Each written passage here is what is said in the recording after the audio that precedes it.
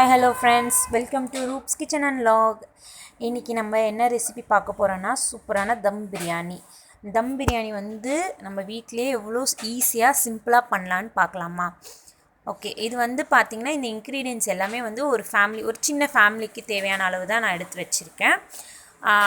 இதுக்கான சிக்கன் வந்து பார்த்திங்கன்னா 1/2 கிலோ சிக்கன், 1/2 கிலோ சிக்கனுக்கு ஈக்குவலாக 1/2 கிலோ ரைஸ் எடுத்து வச்சுருக்கேன், பாஸ்மதி ரைஸ். அதுக்கப்புறமேட்டு வெங்காயம் வந்து பெரிய வெங்காயம் ஒரு 3 எடுத்துக்கோங்க, 3 எடுத்து கட் பண்ணி வச்சுக்கோங்க நல்லா ஸ்லைஸ்டாக. தக்காளி வந்து ஒரு 1.5 தக்காளி போடுங்க, பெரிய தக்காளியாக இருந்தால் 1.5 போடுங்க, சின்னதாக இருந்தால் 2 போடுங்க. பச்சை மிளகா வந்து ஒரு 100 கிராம் எடுத்து வச்சுருக்கேன். அப்புறம் இஞ்சி பூண்டு பேஸ்ட் இந்த பிரியாணிக்கு தேவையான அளவு நான் அரைச்சி வச்சுருக்கேன். தயிர் வந்து 1 கப் எடுத்து வச்சுக்கோங்க. புதினா வந்து ஒரு கட்டில் வந்து 3/4 எடுத்து க்ளீன் பண்ணி வச்சுக்கிட்டேன். இப்போ தாளிக்கு தேவையான பொருள் பார்த்தீங்கன்னா கிராம்பு 7 எடுத்துக்கோங்க, 1/2 ஸ்பூன் வந்து பெருஞ்சீரகம், பட்டை 3, ஏலக்காய் 7, பிரியாணி இலை 3, முந்திரி வந்து வறுத்து போடுறதுக்கு கல்பாசி. இப்போ வந்து ஒரு கடாயில் வந்து 3 ஸ்பூன் நெய் விட்டு நம்ம எடுத்து வச்சுருக்க அந்த பச்சை மிளகாவையும் புதினாவையும் வதக்கி அரைக்க போகிறோம். பச்சை மிளகா அப்படியே போட்டோன்னா நம்மளுக்கு அதோட காரம் வந்து அவ்வளோவா ஏறாது. அதே மாதிரி புதினா வந்து முழுசாக போடும்போது குழந்தைங்க அதை சாப்பிட மாட்டாங்க மென்று. ஸோ வந்து நம்ம இது ரெண்டுத்தையும் அரைச்சி போடும்போது நம்மளுக்கு நல்லா கலந்து அதோட டேஸ்ட் வந்து இன்னும் சூப்பராக இருக்கும். எடுத்து போடுறதுக்கு பதில் அப்படியே கொடுத்த மாதிரி இருக்கும். ஸோ அதனால் வந்து நான் நெய்யில் வந்து வதக்கி அரைச்சிக்கிட்டேன். இப்போ வந்து பெரிய பாத்திரம் ஒன்று எடுத்து வச்சுக்கோங்க. பிரியாணிக்கு எப்போவுமே வந்து கொஞ்சம் அகலமான பாத்திரம் தான் பிரியாணி அரிசி வந்து உடையாமல் ரைஸ் வந்து நீட்டாக இருக்கும். ஸோ வந்து எப்போவுமே நம்ம ஒரு பெரிய அகலமான பாத்திரத்தில் பிரியாணி செய்யும்போது குழையவும் குழையாது, அதே சமயம் வந்து நல்லா அரிசியும் வந்து உதிரியாக இருக்கும். எண்ணெய் காஞ்சதுக்கு அப்புறமேட்டு நம்ம எடுத்து வச்சுருக்க அந்த முந்திரியை வந்து இந்த எண்ணெயில் போட்டு நல்லா வறுத்து எடுத்துக்கலாம். நெய்யில் கூட வறுத்து எடுத்துக்கோங்க, அது உங்களோட விருப்பம். நல்லா கோல்டன் கலரில் முந்திரி வந்ததுக்கப்புறம் லாஸ்ட்டாக எல்லாமே முடிஞ்சு தம்மில் போட்டதுக்கப்புறம் இந்த பிரியாணியில் வந்து முந்திரி ஆட் பண்ண போகிறோம். அடுத்தது பார்த்திங்கன்னா எடுத்து வச்சுருக்க மசாலாவை வந்து 1 by 1 சேர்த்துக்கிறேன். மசாலா வந்து ரொம்ப வந்து கறியிடக்கூடாது, மசாலாவோட ஸ்மெல் வந்து அப்படியே இருக்கணும். போட்ட 2 நிமிஷத்தில் வந்து கட் பண்ணி வச்சுருக்க அந்த வெங்காயத்தை வந்து ஆட் பண்ணிக்கணும். வெங்காயம் வந்து ஒரு 3 வெங்காயம் போடுங்க, நல்லா நீட்டாக வெட்டி போடுங்க. அதுக்கப்புறமேட்டு பார்த்திங்கன்னா வெங்காயம் வந்து ரொம்ப வதங்கிடக்கூடாது. வெங்காயம் ரொம்ப வதங்கிடுச்சுன்னா தித்திப்பு டேஸ்ட்டு கொடுத்துரும். ஸோ வந்து எந்த ஒரு நான்வெஜ் ஐட்டத்துக்கும் நீங்கள் வந்து வெங்காயத்தை லைட்டாக வதக்கினா போதும். ரொம்ப வதக்கினா வந்து அதோட டேஸ்ட்டு மாறிடும். குழம்பும் சரி பிரியாணியும் சரி கொஞ்சம் தித்திப்பாக இருக்கிற மாதிரி இருக்கும். அதனால தான் வந்து வெங்காயத்தை வந்து நம்ம ரொம்ப வதக்கக்கூடாதுன்னு சொல்கிறோம்.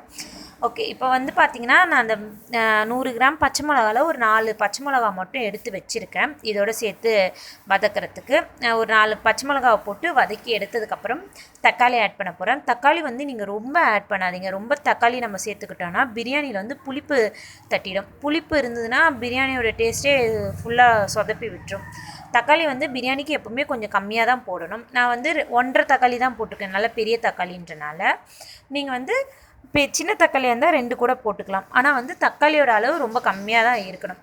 தக்காளி வதங்கினதுக்கு அப்புறமேட்டு நம்ம எடுத்து வச்சுருக்க அந்த கறியை வந்து சேர்த்துக்கிறோம். பிரியாணிக்கு எப்போவுமே கறியோட பீஸ் வந்து கொஞ்சம் பெருசாக இருக்கணும், அப்போ தான் வேகும் போது அது சாப்பாட்டோட உடஞ்சிராமல் வரும். நம்ம ஏற்கனவே வதக்கி அரைச்சி வச்ச அந்த பச்சை மிளகா புதினா பேஸ்ட்டை ஊற்றியாச்சு. அப்புறம் 1/2 ஸ்பூன் மஞ்சத்தூள் போட்டுக்கிட்டு பியூர் மிளகாத்தூள் உங்களுக்கு காரத்துக்கு வேணால் ஏற்ற மாதிரி போடுங்க. நான் 2 ஸ்பூன் பியூர் மிளகாத்தூள் போட்டிருக்கேன். அடுத்து 1 ஸ்பூன் வந்து தனியா பவுடர், அப்புறம் கரம் மசாலா ஒரு ஸ்பூன். ஓகேங்களா, இது போட்டுட்டு எடுத்து வச்சுருக்க அந்த 1 கப் தயிரும் ஊற்றிட்டு இந்த பிரியாணிக்கு தேவையான உப்பும் இதிலே ஆட் பண்ணி நல்லா கிளறி விடுங்க. நல்லா வந்து அந்த மசாலாக்கள் வந்து அந்த கறியோட கலக்கிற அளவுக்கு நல்லா கலந்து விட்டுட்டு என்ன பண்ணுறோம், இதை வந்து அந்த கறி வேகிற வரைக்கும் நம்ம கொஞ்சோண்டு தண்ணி ஆட் பண்ணிக்கோங்க. அந்த கறி வேகிறதுக்கு தேவையான தண்ணி கொஞ்சம் ஆட் பண்ணிக்கோங்க. ரொம்ப தண்ணி ஊற்றாதீங்க. சும்மா ஒரு 1/2 கப் நம்ம தயிர் ஊற்றினோம்ல, அதுலேயே வந்து 1/2 கப் வந்து தண்ணி வந்து நீங்கள் சேர்த்துக்கோங்க. ஏன்னா வந்து அந்த கறி வேகிறதுக்கான தண்ணி இருந்தால் தான், இல்லைனா அடி பிடிச்சி தீஞ்சிரும். நீங்கள் நல்லா கிளறி விட்டுட்டு ஒரு தட்டு போட்டு நல்லா மூடிடுங்க. கறி நல்லா வேகணும், அது எண்ணெய் பிரிஞ்சு வர அளவுக்கு வேக விடுங்க. அதுக்குள்ளே நம்ம என்ன பண்ணுறோன்னா நம்ம எடுத்து வச்சுருக்க அரிசியை வந்து ஆஃப் பாயிலாக வேக வச்சு எடுத்துக்க போகிறோம். அரிசி வந்து 5 நிமிஷம் ஊறினா போதும். பாஸ்மதி ரைஸ் ரொம்ப ஊறிச்சுன்னா சீக்கிரம் குழஞ்சிடும் சாப்பாடு. அந்த அரிசி கூட வந்து ஒரு பட்டை, 2 ஏலக்காய், ஒரு பிரிஞ்சி இலை போட்டு அந்த அரிசிக்கு தேவையான உப்பு மட்டும் ஆட் பண்ணுங்கள். சும்மா ஒரு அரை ஸ்பூன் உப்பு போட்டால் கூட போதும். அதுக்கப்புறம் அதை நல்லா கிளறி விட்டு அரை வேக்காடாக இருக்கணும், ஆஃப் பாயிலாக இருக்கணும். அரிசி ரொம்ப வெந்துருச்சுன்னா தம்மில் போடும்போது குழஞ்சிடும். ஸோ வந்து ஆஃப் பாயிலாக இருக்கிற மாதிரி பார்த்து வடித்து எடுத்து வச்சுக்கோங்க. இப்போ பார்த்தீங்கன்னா நம்ம கறி நல்லா வெந்துருச்சு. இந்த எண்ணெய் பார்த்திங்களா, நம்ம ஊற்றின எண்ணெய் அப்படியே வந்து பிரிஞ்சு வந்திருக்குது. ஸோ வந்து நல்லா கறியும் நல்லா வெந்துருச்சு.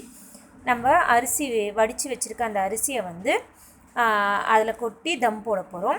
தம் போடுறதுக்கு ஈஸியான ஒரு மெத்தட் சொல்கிறேன். நம்மக்கிட்ட தோசை கல் அந்த மாதிரி எதாவது இருந்ததுன்னு வச்சுக்கோங்களேன். கேஸை வந்து சிம்மில் வச்சுட்டு 5 நிமிஷம் நல்லா கல் சூடானதுக்கப்புறம் நம்ம அந்த பாத்திரத்தை எடுத்து மேலே வச்சுட்டு வடித்து வச்சுருக்க அந்த அரிசியை வந்து அந்த கிரேவியில் போட்டு நல்லா பரப்பி விட்டுடுங்க. அதுக்கப்புறம் வடித்து வச்சுருக்க அந்த கஞ்சி இருக்குதுல்ல, அதில் வந்து 2 கிளாஸ் எடுத்து சுற்றி ஊற்றுங்க. இது ஏன்னு பார்த்தீங்கன்னா சைடில் வந்து தீஞ்சிராமல் இருக்கிறதுக்காக. ஏன்னா வந்து அடியில் வந்து கிரேவி இருக்கிறனால அடியில் அடி பிடிக்காது. இருந்தாலும் சைடில் வந்து அந்த ஹீட்டுக்கு வந்து சாப்பாடு வந்து அடி பிடிக்க ஆரம்பிச்சிடும். ஸோ வந்து நம்ம சுற்றி தண்ணி ஊற்றும் போது கொஞ்சம் அது நல்லாவும் வேகும், சீக்கிரமாகவும் வேகும். அதே மாதிரி அடியும் பிடிக்காது. நான் ஸ்டார்டிங்லேயே கொஞ்சம் கிரேவியும் கறி பீஸும் தனியாக எடுத்து வச்சுக்கிட்டேன். கறி பீஸ் வந்து அடியில் இருந்ததுன்னா ரொம்ப வெந்துடும். அப்புறம் கரண்டியில் இருக்கும்போது அதுவும் வந்து சாப்பாட்டோட பிஞ்சு வந்துடும். ஸோ வந்து கறி பீஸ் வந்து தனியாக எடுத்து வச்சுட்டு கடைசியாக வந்து நம்ம அந்த கிரேவி அந்த கறி பீஸும் போட்டுட்டு ஒரு பிடி வந்து புதினா போட்டு தட்டு போட்டு நம்ம வடித்த தண்ணியை வந்து அது மேலே வச்சிடலாம். இந்த தண்ணி எதுக்கு மேலே வைக்கிறோன்னா அந்த மேல் ஹீட் இறங்குறதுக்காக நம்ம வச்சுருக்கோம். வச்சு ஒரு 1/4 மணி நேரம் வந்து பொறுத்து நீங்கள் ஓப்பன் பண்ணி பார்த்தீங்கன்னா நம்ம போட்ட புதினா வந்து கலர் சேஞ்ச் ஆகிருக்கும். அப்படி சேஞ்ச் ஆனாலே வந்து ஆல்மோஸ்ட் வந்து நம்மளோட பிரியாணி வந்து வெந்துருச்சுன்னு அர்த்தம். அப்படி டவுட்டாக இருந்ததுன்னா அந்த சாப்பாடை வந்து நீங்கள் எடுத்து அமுக்கி பாருங்கள். வெந்திருந்ததுன்னா சாப்பிட்ற அளவு வெந்திருந்ததுன்னா 3 இல்லைனா 4 ஸ்பூன் வந்து நெய் ஆட் பண்ணிவிட்டு சுற்றி இருக்கிற அந்த சாப்பாட்டை வந்து கிளறணும். நம்ம ஏன் இந்த ஸ்டேஜில் நெய் ஆட் பண்ணுறோன்னா சாப்பாடு வந்து ஒன்றோடு ஒன்று ஒட்டி குழையாமல் இருக்கிறதுக்காக. அதே மாதிரி நீங்கள் இந்த ஸ்டேஜில் வந்து ஒரு 2 ஸ்பூன் லெமன் ஜூஸ் கூட நீங்கள் ஆட் பண்ணி கிளறலாம். சுற்றி வந்து இருக்கிற சாப்பாடு எல்லாத்தையும் நல்லா கிளறி விட்டுருங்க. கிரேவியும் சாப்பாடும் வந்து ஒன்றோடு ஒன்று நல்லா கிளறணும். அவ்வளோதான், சூப்பரான தம் பிரியாணி ரெடி. உங்களுக்கு இந்த வீடியோ பிடிச்சிருந்ததுன்னா கண்டிப்பாக என்னோடய வீடியோவை வந்து லைக் பண்ணுங்கள், ஷேர் பண்ணுங்கள். மறக்காமல் என்னோடய யூடியூப் சேனலை வந்து சப்ஸ்கிரைப் பண்ணி என்னை சப்போர்ட் பண்ணுங்கள் ஃப்ரெண்ட்ஸ். தேங்க்யூ.